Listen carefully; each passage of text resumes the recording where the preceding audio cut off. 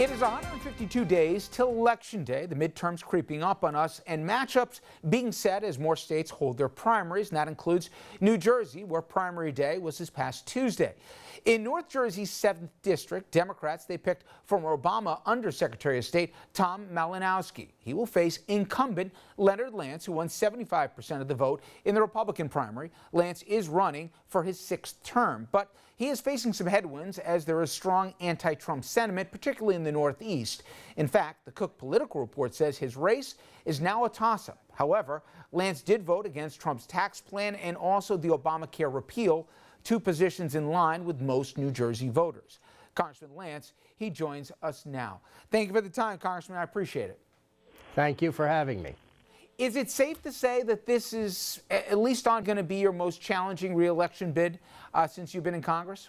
It will be challenging, but certainly it was equally challenging, if not more so, in 2008 when I was first elected. We had a governor's race in New Jersey in 2017, and although the Republican candidate lost the governorship in our state, she did carry the district I serve by 14,000 votes, and we take nothing for granted, but I believe my views are the views of the overwhelming majority of the constituency I have the honor of serving.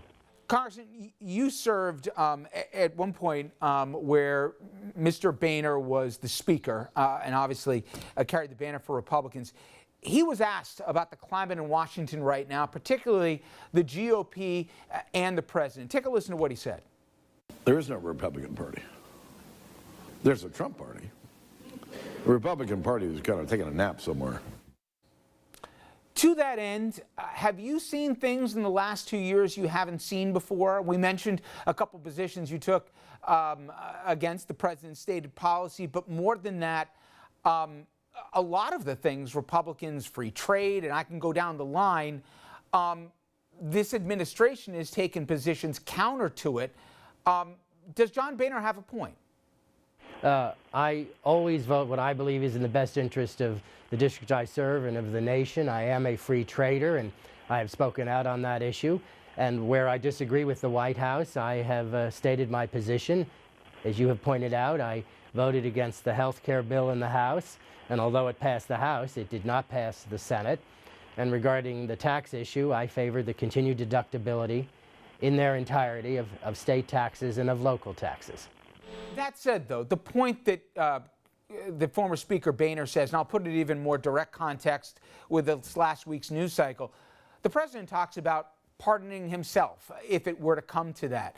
And some Republicans, mostly, at least as it comes to the House, folks that are not running for re-election, including Speaker Ryan right now, said he's firmly opposed to that. But a lot of sitting Republicans, and just politically, I'm wondering why not? Why not speak out against something that certainly voters in New Jersey take issue with? And why not just instead leave it to folks who aren't running for re-election next year? What was your reaction when you heard the president say that he could pardon himself and that he was effect above the law? I have been asked that before by the press, and I repeat here to you that I do not believe that any president has that power, and I have spoken out against the president's position in that regard, and I'm pleased to do so speaking with you today. I do not believe constitutionally any president can pardon himself. Are we going to have a vote on DACA? Do you want to vote on DACA before the midterms? Absolutely. I'm one of those Republicans who has signed a discharge petition, and that would bring this issue to the floor. And the bill that I think is most likely to pass is a compromise bill, the Hurd-Aguilar bill. Congressman Hurd is a Republican from Texas, and Congressman Aguilar is a Democrat from California, and it would permit a path to citizenship for the Dreamers, and it also has greater border security, and I hope that we get to see that bill on the floor of the House, and I hope that that bill becomes law. You know, two of your colleagues in the New Jersey delegation, fellow Republicans, Rodney Friedlinghausen and Mr. Lobiondo, they've announced that they will not be running for re-election, and everyone's got their own reasons. Obviously, people talk about a blue wave, also the climate in Washington. Was there ever a point, Congressman, where you yourself said, do I really want to do this anymore? I can do other things, whether it be in the private sector or as a private citizen. Given what's going on in Washington, frankly, I'd rather do something else. Obviously, we are challenged by the situation, both domestically and internationally. I want to work in a bipartisan capacity, and that is why I am a member of what is known as the Problem Solvers Caucus. It's completely bipartisan, and it tries to have policies for the nation based upon the center out. I believe that is the best way to operate here in Washington.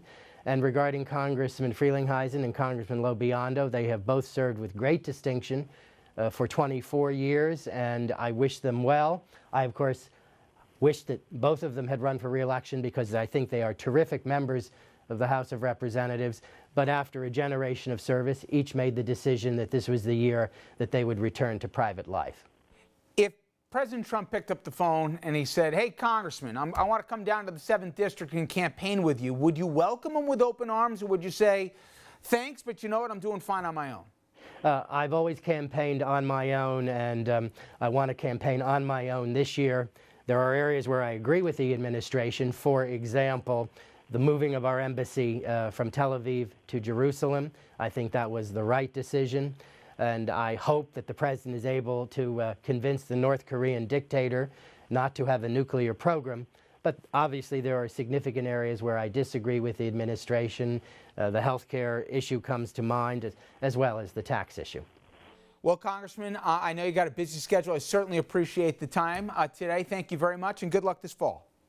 All right. Speaking of Republicans running in this election season, when we come back, you're going to meet the Republican who's taking on Andrew Cuomo.